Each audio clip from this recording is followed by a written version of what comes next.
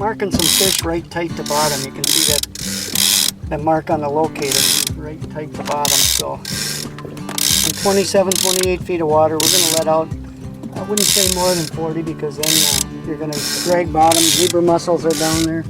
You have to go a little bit faster when it's dead calm. When there's a good 3-4 foot chop, like last weekend, your baits surge more. You know, you're getting that surge drop more, so you want to slow it down a little bit. Yeah. Most of the people will throw out a drift sock because you're going actually too fast. I had the electric shut off last week during the tournament, and there were legitimate 5-footers, and we were still going 1.8, and we threw out a drift sock and slowed us down to like 1.1, 1.2, which made a big difference.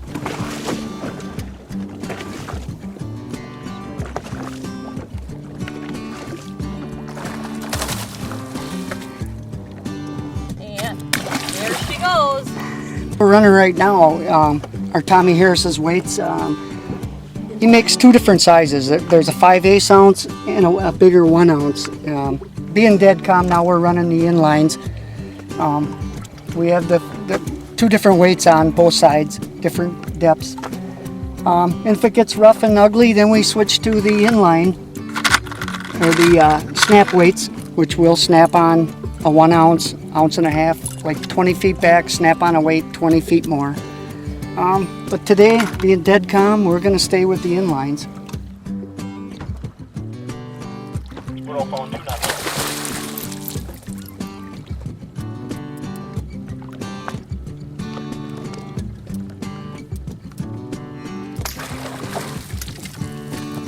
Our very first Tommy Harris blade, and I had to go through hoops to get these blades, but this has always been a real successful blade for us on the Bay of Green Bay. Perch color, we run it with green and gold. We're Packer fans, so our green and gold many times comes through. But it's a nice little blades. Really easy to spook the fish. That's why we're running the Minn Kota electric on the big motor. My kicker's up in the air. We got the line spread. We don't have to spread them that far just because this is whisper quiet. It's a gas saver, obviously. It's a very nice piece of equipment to have. It can really troll you down nice. You know, we can troll these harnesses down to 06, 05 if we wanted to, and then sometimes we run them up to 1.2, 1.3, 1.4.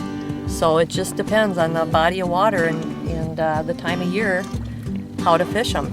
Right now it seems like everybody's slowed down their presentations. We're back into the lazy days of summer, and so things are kind of not slowing down, but the fish are wanting it a little bit slower. So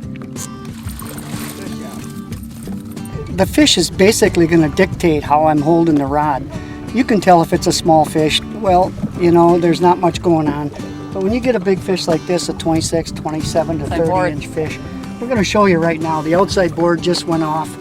We're going to let these out. In fact, I'm going to bring this one in. I'll clear this rod and let the other one out. You still on there, Marge? if you notice, I'm just reeling it nice and steady, just holding the rod. You don't want your rod tip all the way up in the air, and you don't want your rod tip in the water. You just want it at a nice where you can see what it's doing. And I'm not sure if this one just came off or not. I think it might have.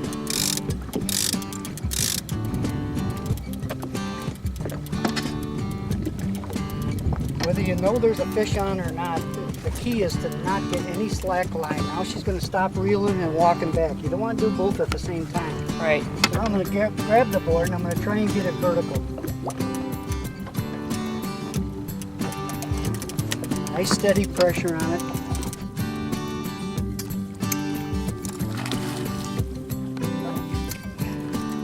I can see it had it by one.